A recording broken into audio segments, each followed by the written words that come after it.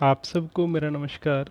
आज इस लेक्चर में हम जो असाइनमेंट 1 का जो सॉल्यूशन है उसको समझने की कोशिश करेंगे। आप में से कुछ स्टूडेंट्स ने उसको सॉल्व करके मेरे पास भेजा भी है। अच्छा प्रयास आप लोगों ने किया। कुछ गलतियां भी आपकी रही, कुछ क्वेश्चंस आप कर नहीं पाए, तो उन क्वेश्चंस को हम थोड़ा सा समझने की कोशिश करेंगे। जैसे सबसे पहला जो क्वेश्चन था आपका कि हमें ये प्रूव करना था कि जो 2uv अगर परफेक्ट स्क्वायर है तो u और v के लिए क्या क्या पॉसिबिलिटीज़ हो सकती हैं अगर u और v का जीसीडी हमारा 1 हो। ठीक, तो एक क्वेश्चन जो पहले मैंने आपके पास पीडीएफ की फॉर्म में भेजा था 6uv अगर परफेक्ट स्क्वायर है, ये सेम उसी तरह का क्वेश्चन है और आप में से स्टूडेंट्स ने सॉल्व ये किया भी है और बड़े अच्छे ढंग से करने की कोशिश भी की है और किया, काफ़ी हद तक आप सफल भी रहे हैं। तो इसको आप मतलब वही स्टेप्स हैं करीब करीब। जैसे पहला क्या है कि इफ़ टू, दो केसेस बनेंगे, इफ़ टू डिवाइड्स यू, है ना। तो if two divides u then two does not divide v. क्यों? क्योंकि यू और वी का जीसीडी 1 है। ठीक, अब हम मान लेते हैं कि अल्फ़ा जो है एग्जैक्ट पावर है 2 की यू में। ठीक, तो यानी कि क्या मतलब इसका 2 raise to the power alpha plus 1 does not divide u.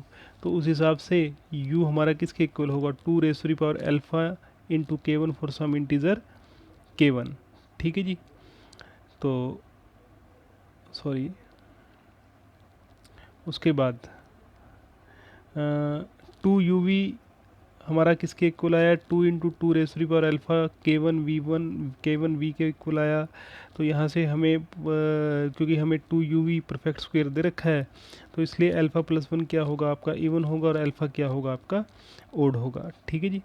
तो k1v आपका क्या होगा? परफेक्ट स्क्वायर होगा और k1v का जीसीडी हमें हमें कितना दे रखा है? 1 दे रखा है, तो लेमा लगा देंगे। k1 आपका आर स्क्वायर, v आपका एस स्क्वायर। ठीक है जी। तो इस तरह से कहने का मतलब ये सारा जो आप पहले वैसे देख चुके हो उसको ज़्यादा एक्सप्लेन करने की ज़रूरत नहीं। हाँ, जहाँ स्टूडेंट्स ने आपने कुछ गलती कर रखी है अपनी असाइनमेंट्स में, कुछ स्टूडेंट्स ने, सबकी बात तो मैं नहीं कहूँगा, कुछ एक स्टूडेंट ने जो गलती एक कॉमन सी कर रखी है वो मैं बता देता हूँ आपको। जो सेकंड केस है आपका, ये कैस इस केस में if two does not divide u, अगर टू यू को डिवाइड नहीं करता, suppose if possible two does not divide v, हम ये मान लेते हैं कि भी वो वी को भी डिवाइड नहीं करता, 1 मिनट के लिए मान लेते हैं, हमें यही प्रूव करना है कि वो वी को डिवाइड करता है, लेकिन हम उल्टा मान करके चलते हैं कि two does not divide v. तो टू यू वी को भी डिवाइड नहीं करेगा क्योंकि ना तो यू को करता है टू, ना वी को करता है, तो उनको मल्टीपल, उनके जो प्रोडक्ट है उसको भी डिवाइड नहीं करेगा। तो इसलिए ये this is not a perfect square, two u v is not a perfect square. तो यहाँ से कॉन्ट्राडिक्शन आ जाती है। अब ये जो लाइन है ना एक तो कि कॉन्ट्राडिक्शन वाली, ये वाली लाइन, एक किसी ने ये भी नहीं लिखी कि ये कॉन्ट्राडिक्शन आ जाती है, ये लिखना ज़रूरी था, ये लिखा ही नहीं, सिर्फ ये लिख करके काम चला दिया। ठीक है ना। नहीं, इसके बाद हमें ये भी लिखना ज़रूरी है कि कॉन्ट्राडिक्शन आती है अगर 2uv, क्योंकि 2uv तो हमें परफेक्ट स्क्वायर दे रखा है, ठीक है ना, इसलिए कॉन्ट्राडिक्शन आई। और फिर गलती क्या कर रखी है कि 2 डज नॉट डिवाइड वी लिखा हुआ है, लिखना क्या था कि 2 डिवाइड्स वी। ठीक है ना। तो ये थोड़ा सा देख लें कि भी इस तरह की गलती दोबारा ना करें, तो इसका ध्यान रखें आप आगे। तो फिर वही सारी बातें रिपीट हो चुकी हैं ऊपर वाली, और इस तरह से हमें जो पॉसिबिलिटीज़ मिलती हैं ये पॉसिबिलिटीज़ मिल जाती हैं। ठीक है जी, यूवी के लिए। उसके बाद क्वेश्चन था आपका कि भाई जो x square minus y square is equal to n, n की ऐसी कौन कौन सी पॉसिबिलिटीज़ हो सकती हैं कि ये इक्वेशन आपकी सॉल्वेबल हो। ठीक है जी। तो उस केस में हम केसेस अलग अलग लेकर के चलते हैं। अगर हम एक्स और वाई दोनों को इवन ले लें, ठीक, तो उस केस में x square minus y square 4 का मल्टीपल होगा, यानी कि किसके कॉन्ग्रुएंट होगा? 0 के कॉन्ग्रुएंट होगा। अगर आप एक को इवन एक को ओड ले लेते हो, एक्स को इवन वाई को ओड ले लेते हो, तब x square minus y square -1 के कॉन्ग्रुएंट आ जाएगा सिंप्लीफाई करने पे। और -1 क्योंकि 3 के कॉन्ग्रुएंट है तो ये पूरा का पूरा किसके कॉन्ग्रुएंट आएगा? 3 के कॉन्ग्रुएंट आ जाएगा। ठीक है जी। कुछ स्टूडेंट ने क्या किया कि सिर्फ -1 तक ही इसको रखा, नहीं, हमें पॉजिटिव नंबर में लेकर के आना है इसको। तो क्योंकि -1 3 के कॉन्ग्रुएंट है, इसलिए हमें इसको लिखना पड़ेगा कि दिस इज़ कॉन्ग्रुएंट टू 3। अगर x ओड है y इवन है तो उस केस में ये कॉन्ग्रुएंट किसके आता है, 1 के कॉन्ग्रुएंट आता है। और अगर आपके दोनों के दोनों ओड हैं तब ये कॉन्ग्रुएंट किसके आता है, 0 के आता है। तो ऊपर जितने भी पॉसिबल केसेस हमारे हुए सारे केसेस हमने ले लिए और उन केसेस के हिसाब से हमें मिला क्या, हमें मिलता है या तो n 0 के कॉन्ग्रुएंट आता है या 1 के या फिर 3 के कॉन्ग्रुएंट आता है मोड 4 में, ठीक है ना। तो या इसको हम ये भी लिख सकते हैं कि n is not congruent to 2 mod 4, ठीक है ना, क्योंकि जब किसी भी नंबर को हम 4 से डिवाइड करेंगे तो 4 रिमाइंडर आ सकते हैं, 0 1 2 एंड 3, लेकिन इस केस में सिर्फ 3 ही रिमाइंडर आते हैं, 0 1 और 3, 2 आता नहीं।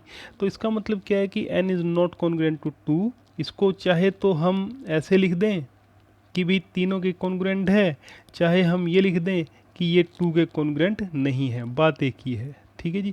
तो इसका मतलब 1 is solvable if and only if n is not congruent to 2 mod 4, या यही बात है कि n इज, या इसको ये भी लिख सकते हैं कि n इज कॉन्ग्रुएंट टू 0 1 और 3 mod 4। ओके, उसके बाद एक हमने क्या किया था, जो क्वेश्चन नंबर 3 है आपका, उसमें क्या है, if n is an odd integer, n कोई आपका ऑड इंटीज़र है तो उस केस में आप हमें लिख, इसमें करना क्या था मैं आपको बता दूं, इसमें हमें ये करना था कि भाई हर एक जो नंबर है जो कि ग्रेटर देन इक्वल टू 3 है वो मतलब उसको एक मेंबर लेते हुए पाइथागोरियन ट्रायंगल का हम एक पाइथागोरियन ट्रायंगल निकाल सकते हैं। यानी कि उसको एक मेंबर अगर हम ले लें, एक पॉइंट ले लें अगर उसको हम, तो दो अलग मिलते हैं, जैसे x square plus y square is equal to z square है, जो ये है हमारे पास, ये तो पाइथागोरन ट्रायंगल है। इसमें अगर मतलब एक मेंबर आपका ऐसा होगा जो कि ग्रेटर देन इक्वल टू 3 या n greater than equal to 3 हो, तो उसके हिसाब से हम पाइथागोरन ट्रायंगल लेके निकाल सकते हैं। तो दो केसेस हमारे बनते हैं कि अगर x हमारा ओड है, ठीक, तो ओड है तो हम मान लेते हैं कि ये जो है सॉल्यूशन है इसका पाइथागोरन ट्रायंगल का, तो हमें y और z निकालने in the form of k, ठीक। तो अगर ये इसका प्रिमिटिव सॉल्यूशन है तो जैसा कि बात आई कि x हमारा किसके इक्वल होगा, जो सॉल्यूशन पीछे हम निकालते रहे हैं, y ये होगा, z ये होगा, r s ये होगा, ये सारी बातें हम पहले कर चुके हैं। तो r square minus s square किसके इक्वल आएगा आपका, क्योंकि x लेकर के चल रहे हैं ना हम, तो वो किसके इक्वल है, 2k प्लस 1 के इक्वल है। तो यहाँ से हमें ये इसके इक्वल मिल जाता है। कंपेयर करने के बाद r प्लस एस हम 2k प्लस 1 लेते हैं, r माइनस एस हम 1 लेते हैं, और सिंप्लीफाई करने के बाद आपको r की वैल्यू और s की वैल्यू मिल जाती है, y मिल गया, z मिल गया। तो कहने का मतलब ये कि अगर आपका ओड है x, या यूँ कहो कि n अगर आपका ओड है, तब आप एक पाइथागोरन निकाल सकते हो, y और z निकाल सकते हो, ताकि एक पाइथागोरन आपको मिल जाए, ठीक। अगर n आपका इवन है, ठीक है जी, ये जो आपका n अगर इवन है तो उस केस में जैसे y हमने ले लिया, n को हमने 2k ले लिया, यहाँ k खास बात क्या है कि k greater than equal to 2, greater than equal to 2 क्यों कहा, वो इसलिए कहा क्योंकि जो नंबर है हमें जो कहा गया है n greater than equal to 3 होना चाहिए, मतलब मिनिमम वैल्यू n की 3 है, ठीक है जी, 3 या 3 से ज़्यादा नंबर हों। तो इवन नंबर सारे के सारे जो 3 से ज़्यादा होंगे वो कहाँ से शुरू होंगे, 4 से शुरू होंगे ना, इसलिए k greater than equal to 2 यहाँ पे हमने लिया है। तो y अगर 2k है आपका, जैसे n अगर 2k लिया हमने, तो y अगर हम उसको y नाम दे दें, ठीक है जी, तो उस हिसाब से x और z हमने मान लिया इसका सॉल्यूशन है, तो यहाँ y आपका क्या है, 2rs है। हाँ एक बात है, जैसे ऊपर हमने x को लिया था 2k प्लस 1, यहाँ हमने y को लिया। अब इसको मैं आपको बता दूं, क्योंकि नॉर्मली जब हम सॉल्यूशन लेकर के चलते हैं तो y को हम इवन लेकर के चलते हैं, ठीक है ना। जब भी हम पाइथागोरन ट्रायंगल का सॉल्यूशन लेते हैं, प्रिमिटिव सॉल्यूशन, तो हम y को नॉर्मली इवन लेकर के चलते हैं। x को भी इवन ले सकते हैं, लेकिन अगर हम x को इवन लेंगे तो x की वैल्यू 2rs हो जाएगी और y की वैल्यू क्या हो जाएगी, r square minus s square हो जाएगी, ठीक है जी। तो क्योंकि अब इवन लेकर के चल रहे हैं तो इसलिए हमने उसको y नाम दे दिया, ठीक। तो यहाँ कंपेयर करने के बाद हमें यहाँ से कंपेयर करने के बाद आर की और एस की वैल्यू मिल जाती है, एक्स आ गया, यहाँ से जेड आ गया। तो कहने का मतलब ये कि हम दोनों केसेस हमने लिए, इवन वाला भी लिया और ओड वाला भी लिया, तो हमने पाइथागोरन ट्रायंगल दिखा दी, ठीक, दोनों केसेस में। दूसरा क्या है कि भी जो हर एक नंबर है आपका, उसको हम किस तरह से लिख सकते हैं, x square minus y square plus z square की फॉर्म में हम उसको इस फॉर्म में लिख सकते हैं, x square minus z square, x square plus y square minus z square की फॉर्म में हम उसको लिख सकते हैं। तो कैसे हम शुरुआत करेंगे, देखो हमने पहले ले लिया n को ओड। अगर हम n को ओड लेते हैं, जैसे ये ले लिया हमने, n अगर ओड है तो n जो है उसको हम इस तरह से लिख सकते हैं, x square minus z square की फॉर्म में। ये हम ऊपर कर चुके हैं कि भाई अगर n हमारा 0 के 1 के और 3 के कॉन्ग्रेंट हो मोड 4 में, तो हम उसको इस तरह से लिख सकते हैं, x square minus z square equal to n की फॉर्म में उसको, या इस फॉर्म में हम उसको लिख सकते हैं। अब क्योंकि n आपका ओड है, तो जब उसको 4 से डिवाइड करेंगे तो रिमाइंडर या तो 1 आएगा या 3 आएगा, ठीक है ना, क्योंकि ओड है तो दो ही पॉसिबिलिटीज़ है रिमाइंडर की, या 1 है या फिर 3 है। और दोनों पॉसिबिलिटीज़ में, ये देखो दोनों पॉसिबिलिटीज़ में जो इक्वेशन है वो आपकी क्या है, सॉल्वेबल है, इसलिए इसको आप ऐसे लिख सकते हो, ठीक। तो n क्योंकि ओड है, तो जैसा कि ये है कि ये बात हम कर चुके हैं, 1 इज सॉल्वेबल, इसलिए ये सारी बात कर चुके हैं। तो n को हमने कैसे लिख लिया, x square minus z square, यानी कि इसको इसके इक्वल लिख लिया।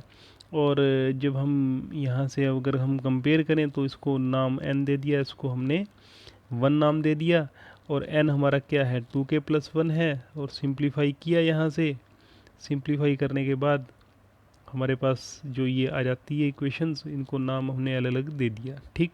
कुछ बच्चों ने डायरेक्ट ये कर दिया क्वेश्चन कि भाई इसको हम इस तरह से लिख सकते हैं, बात तो ठीक है कि भी लिख तो सकते हैं ऐसे, लेकिन फिर भी कैसे लिख सकते हैं, ये क्वेश्चन राइज होता है ना कि भी कैसे लिख सकते हैं। तो वो रीज़न हम यहाँ ऊपर दे सकते हैं कि ये जो रीज़न दिया है ना यहाँ पे हमने, कि x square minus z square is equal to n is solvable for all n and not congruent to 2 mod 4, that is for this. ये जो रीज़न है एक तरह का, इस रीज़न की हेल्प लेकर के हम इसको उस फॉर्म में लिख सकते हैं, ठीक। तो उसके बाद बात आती है किसकी, इवन की। अगर हम n को इवन ले लें तो उसको हमने ना दो तरह से तोड़ लिया कि भी इस तरह से m प्लस 1, m आपका क्या है 2k माइनस 1 है, फिर दोबारा वही प्रोसेस ऊपर वाला शुरू हो जाएगा, रिपीट हो जाएगा, 2k प्लस 1 के लिए 2k प्लस 2k माइनस 1 के लिए 2k प्लस 1 वाला जो ऊपर वाला प्रोसेस है वो रिपीट हो जाएगा। तो सिंप्लीफाई करने के बाद आप इजीली ये सारा का सारा लिख सकते हो कि x square minus z square plus y square, where x is k, z is this and y is 1, ठीक है जी। तो इसमें ज़्यादा ऐसा कुछ था नहीं। हाँ, ये क्वेश्चन जो था ये वाला, ये हमें ये क्वेश्चन गिवन है, इसका सॉल्यूशन हमें निकालना था। तो कैसे किया हमने कि भाई यहाँ पे हमने m नाम दे दिया जेड स्क्वेयर को, ठीक है, ये एक पाइथागोरन बन गई, पाइथागोरन बन गई तो इसके सॉल्यूशन ये होंगे, प्रिमिटिव सॉल्यूशन ये होंगे, ठीक है जी। और फिर हमारे पास m क्या है, ये है r square plus s square है, m क्या है जेड स्क्वेयर, तो दोबारा फिर ये प्रिमिटिव बन गया, इसके सॉल्यूशन प्रिमिटिव जो है हम निकाल सकते हैं r1 और s1 की फॉर्म में, वो हमने निकाल दिए सारे के सारे, और दोबारा ऊपर वैल्यूज़ पुट कर दी, तो ये सॉल्यूशन हमें मिल गया। अब ये प्रूव करना है कि एक्स वाई जेड जो है इसका जीसीडी हमारा 1 है, तो कैसे किया हमने कि भी इसको सिंप्लीफाई किया तो डी हमारा जो है 1 आ जाता है, तो एक्स वाई जेड का जीसीडी आपका 1 है। तो वहाँ से आप ये कह सकते हो कि इनफाइनेटली मैनी सॉल्यूशन हमारे एग्जिस्ट करेंगे, ठीक। ये जो क्वेश्चन, अब जो मेन क्वेश्चन आपके शुरू होते हैं कि x square plus 2y square is equal to z square, ठीक है जी। जीसीडी हमें 1 दे रखा है एक्स वाई जेड का, ठीक है जी। If both X and Z are even, 2y square आपका Z square minus X square आप लिख सकते हो। केस हमने लिया पहला कि भी एक्स और जेड आपके इवन हैं, ठीक है जी, हमने इवन ले लिए। इवन ले लिए तो हमें क्या मिलता है यहाँ से, हमें मिल जाता है कि 2 divides y square 2 divides y, y आपका इवन हो जाएगा, यानी कि इन तीनों का जीसीडी आपका ग्रेटर देन इक्वल टू, क्योंकि तीनों आपके इवन होंगे ना एक्स वाई जेड, तो तीनों का जीसीडी आपका क्या होगा, ग्रेटर देन इक्वल टू 2 होगा। कॉन्ट्राडिक्शन आ जाएगी, तो क्योंकि इनका जीसीडी तो हमें 1 दे रखा है, तो इसका मतलब दोनों इवन नहीं हो सकते।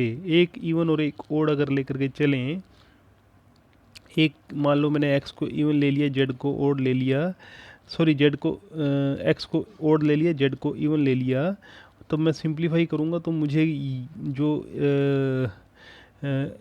Z square minus X square मुझे क्या मिलेगा, ओड मिल जाएगा। लेकिन ये है किसके इक्वल टू, वाई स्क्वेयर के विच इज़ इवन, तो अभी कॉन्ट्राडिक्शन, यानी कि दोनों के दोनों अपोजिट पैरिटी के नहीं हो सकते, है ना, दोनों सेम पैरिटी के होंगे। तो एक ही पॉसिबिलिटी बचती है कि दोनों के दोनों क्या हों, आपके ओड हों। एक्स को ये ले लिया, वाई को हमने 2 + 1 ले लिया, K1 K2। Z square minus X square निकाला, ये मेरे पास आया, जेड इसको डिवाइड कर जाता है, सॉरी 4 डिवाइड कर जाता है Z square minus X square को, तो 4 इसको डिवाइड कर गया, तो 2 वाई स्क्वेयर को करेगा, 2 वाई को करेगा, वाई क्योंकि वाई यहाँ से क्या पता चला हमें, इवन है। अब 2 वाई स्क्वेयर को करता है, 2 वाई को क्यों करेगा, क्योंकि 2 प्राइम नंबर है इसलिए, ठीक है ना, वाई हमारा इवन आ गया यहाँ से। तो ये इक्वेशन जो है इसको हम इस तरह से लिख सकते हैं, क्योंकि वाई हमारा इवन है, हम इसको पूरे को 8 से डिवाइड कर सकते हैं, तो ये इक्वेशन ये आई हमारे पास। और यहाँ से इसको हमने थोड़ा सा इस तरह से फॉर्म को लिख लिया, z+x/4 इंटू z-x/2 ऐसे लिख लिया, क्योंकि z+x और z-x दोनों के दोनों आपके इवन है, इसको हम इस तरह से लिख सकते हैं इस फॉर्म में। हमने इनका जीसीडी दोनों का मान लिया d। अब मैं यहाँ पे लेम्मा लगाऊंगा, जो लेम्मा है ना हमारा, वो uv = m² वाला, वो लेम्मा लगाऊंगा यहाँ पे मैं, कि मुझे क्या प्रूव करना है, कि इनका जीसीडी 1 मुझे प्रूव करना है। ठीक, तो देखो बात क्या है कि d अगर जीसीडी है तो d दोनों को डिवाइड करेगा, दोनों के मल्टीपल को भी डिवाइड करेगा, ठीक है जी। और उसके बाद दोनों के सम को भी डिवाइड करेगा, तो d z को भी करेगा, x को भी करेगा, जेड स्क्वेयर को करेगा, एक्स स्क्वेयर को करेगा, इनके डिफरेंस को करेगा, यानी कि 2y स्क्वेयर को डिवाइड करेगा। अब हमने मान लिया कि कोई प्राइम फैक्टर है p d का, कोई भी आर्बिट्रेरी प्राइम फैक्टर है, ठीक है जी, d का, तो उस केस में d कैसा प्राइम फैक्टर होगा, ओड प्राइम फैक्टर होगा। क्यों होगा, क्योंकि z और x दोनों के दोनों ओड हैं, ठीक है ना, z और x हमारे दोनों के दोनों ओड हैं, ओके। तो z, क्योंकि d z को भी करता है, d x को भी करता है, और x और z दोनों ओड हैं, तो p को भी क्या होना, और p किसका प्राइम फैक्टर है, d का, d खुद ओड होगा, ठीक है ना। अगर d खुद ओड है तो इसका प्राइम फैक्टर भी क्या होगा, ओड होगा, ओके। तो p डिवाइड्स 2y स्क्वेयर, ऊपर से ही p वाई स्क्वेयर को डिवाइड करेगा, क्यों करेगा, p और 2 का जीसीडी क्योंकि 1 है, क्योंकि p तो ओड है ना, इसलिए दोनों का जीसीडी हमारा 1 है। और p फिर y को डिवाइड करेगा, यानी कि p x को और फिर p y को, p z को, इसको ठीक कर लेना आप, ये p डिवाइड्स y है, ठीक है जी, इसको ठीक कर लेना, p डिवाइड्स y है।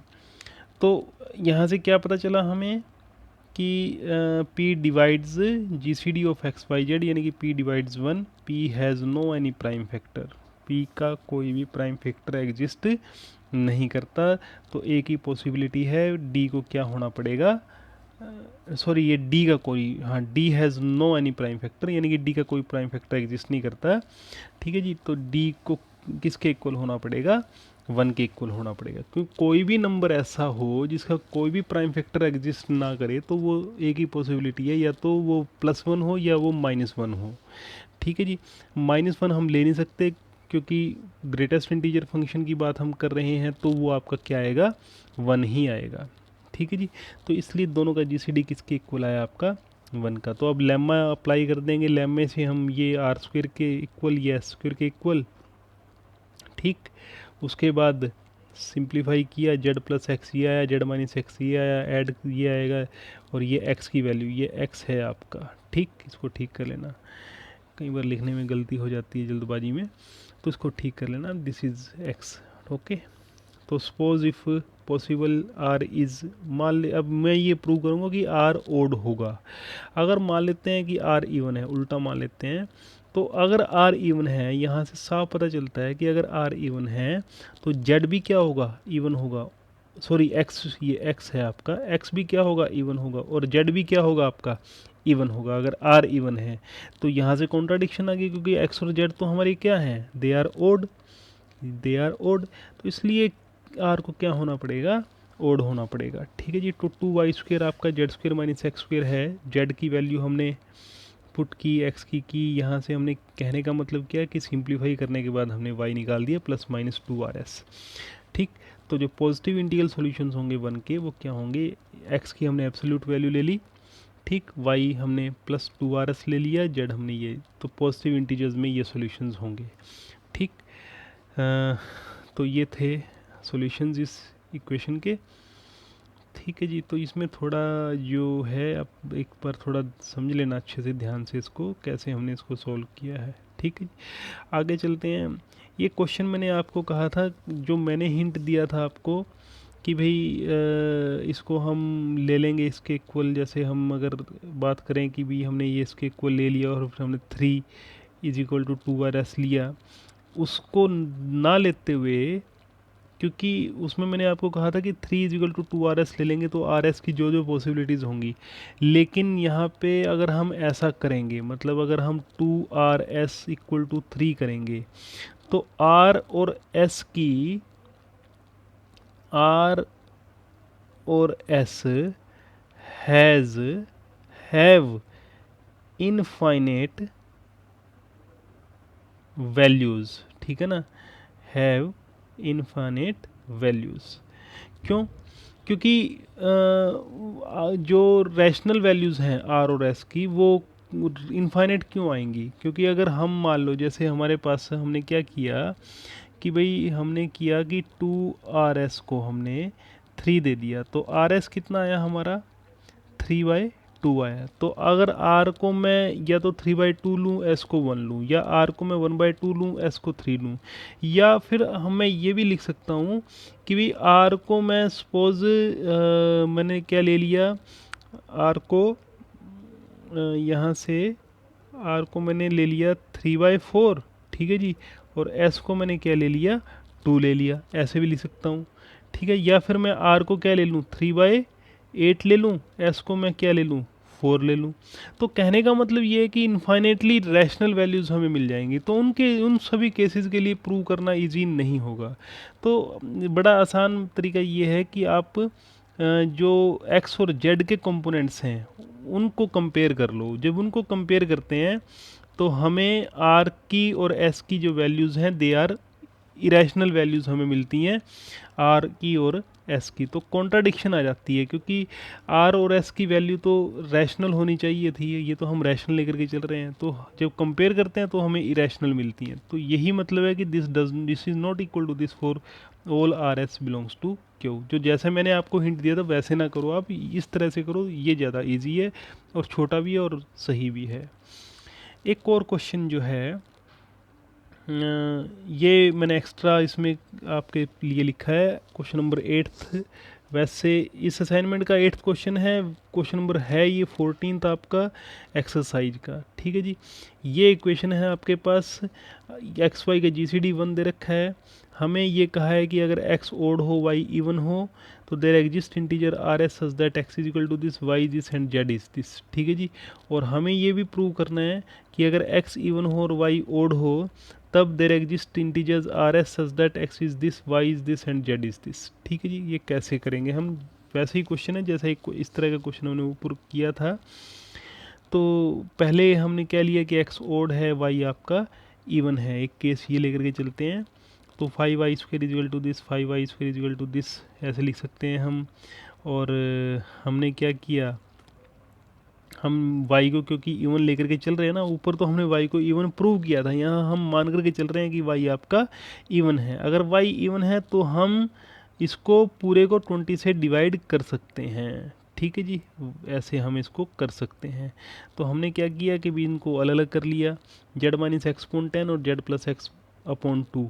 और ऐसा इसलिए कर सकते हैं क्योंकि दोनों के दोनों आपके क्या हैं, इवन हैं, और हमने ये अज्यूम कर लिया कि ten divides Z minus x, ये जो है ना ये इसका ये क्या चीज़ है, 10 डिवाइड्स जेड माइनस एक्स, ये हम अज्यूम करके चलते हैं। ठीक, तो यहाँ से इनका जीसीडी हमने क्या लिया कि डी ली है, जैसे हमने ऊपर किया था ना प्रूव, उस तरह से ही हम इसको प्रूव कर देंगे कि भाई जो डी है वो आपका क्या है, 1 के इक्वल है। यहाँ से डी जो है वो आपका 1 के इक्वल है। ठीक है जी, और फिर वो लेम्मा लगा दिया, लेम्मा से हमें ये आर स्क्वेयर ये एस स्क्वेयर मिल जाता है, और ये इसके इक्वल ये इसके इक्वल आ जाता है। तो जेड की वैल्यू आ गई, एक्स की वैल्यू आ गई, और वाई की वैल्यू आ गई। ठीक है जी, और जो पॉजिटिव इंटीजर्स ये हमें मिल जाते हैं, सॉल्यूशंस हमें पॉजिटिव मिल जाते हैं। ठीक है, दूसरा केस हम लेते हैं कि अगर आपका एक्स इवन है और वाई आपका ओड है। ठीक है जी, तो जेड भी आपका क्या होगा, ओड होगा, क्योंकि then z is also odd. मतलब देखो अगर हमें क्या है कि एक्स इवन है और वाई हमारा ओड है, तो सीधी सी बात है, हाँ कंपेयर हम करें अगर इसको, एक्स को हम उस तरफ एक्स स्क्वायर को ले जाएं, देखा जाए तो हमें जेड भी क्या मिल जाएगा, ओड ही मिलेगा। ठीक है जी, तो वाई स्क्वायर की वैल्यू क्या आ गई, ये आ गई है, इसको हम ऐसे लिख सकते हैं। ठीक, वाई हमें क्या दे रखा है, ओड दे रखा है। ठीक, तो इसमें हम 20 से डिवाइड नहीं कर सकते क्योंकि वाई हमें ओड दे रखा है। ऊपर वाले केस में वाई इवन था इसलिए हमने उसको डिवाइड किया 20 से थ्रू आउट। ठीक, तो दोनों का जीसीडी हमने क्या ले लिया, डी। अब इसको भी प्रूव करेंगे कि ये पूरा का पूरा ऐसे जैसे हमने ऊपर ही किया था वैसे ही हम इसको प्रूव कर सकते हैं कि जो डी है वो आपका किसके इक्वल आएगा, 1 के इक्वल आएगा। तो सिंप्लीफाई लेम्मा लगाने के बाद ये आपका टी स्क्वेयर नाम दे दिया, इसको हमने एस स्क्वेयर नाम दे दिया, इसका जीसीडी आपका 1 है। ठीक, ये इसके इक्वल आ जाएगा। अब दोनों क्योंकि ओड हैं, ठीक, तो एस और टी भी क्या होंगे, ओड इंटीजर्स होंगे। ठीक है ना, क्योंकि ये दोनों आपके ओड हैं, जेड प्लस एक्स और जेड माइनस एक्स। एक्स क्योंकि इवन है, जेड क्योंकि आपका ओड है, तो जेड इवन प्लस ओड क्या होता है, आपका ओड ही होता है ना। तो ये दोनों ओड हैं, तो यही कारण है कि एस और टी को भी क्या होना पड़ेगा, ओड होना पड़ेगा। ठीक है जी, अगर ये एस और टी आपके ओड हैं तब एक आर ऐसा जरूर बिलोंग करेगा इंटीजर, ताकि टी को आप लिख सको एस प्लस 2r। अब ये थोड़ा सा यहाँ एक्सप्लेन ये कर रखा है कि कैसे। मान लो s को 2k+1 लिख लिया, t को हमने 2k-+1 लिख लिया, तो t को हम ऐसे लिख सकते हैं, इस तरह से लिख सकते हैं। ठीक है जी, तो इसको इस तरह से लिखा तो यानी कि कंपेयर करने के बाद ये किसके इक्वल आया, आपका s+2r के इक्वल आया। ठीक, तो यही बात यहाँ है कि t को हम इस तरह से लिख सकते हैं। जैसे 5 और 3 है, दोनों के दोनों ओड नंबर हैं। 5 को हम कैसे लिख सकते हैं, 3 + 2 × 1 ऐसे लिख सकते हैं ना, वही बात यहाँ पे है। ठीक, तो यहाँ से जेड माइनस एक्स आपका 5s², जेड प्लस एक्स आपका टी स्क्वेयर, तो टी की वैल्यू हमने पुट कर दी। सिंप्लीफाई करने के बाद ये आया हमारे पास, इन दोनों को ऐड किया तो हमें जेड मिला और एक्स मिला। अब क्वेश्चन ये उठता है कि ऐसा किया क्यों, ये जो काम किया ना ये किया क्यों। देखो बात ऐसी है, ये इसलिए किया क्योंकि अगर हम डायरेक्ट इसको सोल्व करते, इन दोनों इक्वेशंस को ना, इस इक्वेशन को इस इक्वेशन को डायरेक्ट हम सोल्व करने की कोशिश करते, तो जेड और एक्स की वैल्यू हमें इंटीग्रल वैल्यू शायद ना मिलती, हमें रैशनल वैल्यू मिल जाती, उसमें कुछ रैशनल वैल्यू भी आती। ठीक है ना, इंटीग्रल वैल्यू लेकर के आने के लिए, क्योंकि यहाँ से हमें 5s² जो मिलता ना, तो वो उसके नीचे 2 जरूर आता है, 5/2 हो जाता है। तो ये कारण था, उसको हम ताकि इंटीग्रल वैल्यूज़ में कन्वर्ट कर सकें, यही इसलिए हमने इसको ये काम किया यहाँ पे। तो जब इन दोनों को हम सोल्व करेंगे तो यहाँ से जेड की देखो ये सारी की सारी आपकी इंटीग्रल वैल्यू है, ये आपकी ये भी इंटीग्रल वैल्यू। उस केस में ऊपर वाले केस में अगर ऐसा नहीं करते हम तो हमें रैशनल वैल्यू मिलती है। ठीक है जी, तो y की वैल्यू भी हम निकाल लेंगे यहाँ से, ये y आ गया आपका। ठीक है जी, इसको हमने जो मतलब पॉजिटिव वैल्यू हमने ले ली यहाँ पे, तो ये आपका सॉल्यूशन है। ठीक है जी, ये आप इसका एक बार देख लेना, कल नेक्स्ट हम लेक्चर शुरू करेंगे इसके आगे। ठीक है जी, धन्यवाद।